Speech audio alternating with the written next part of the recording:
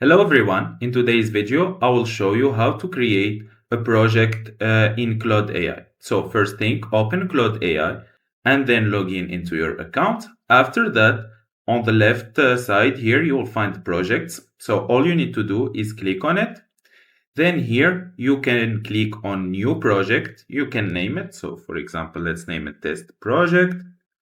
And here you put a description like what's the goal or the subject of your project. So for example, YouTube video.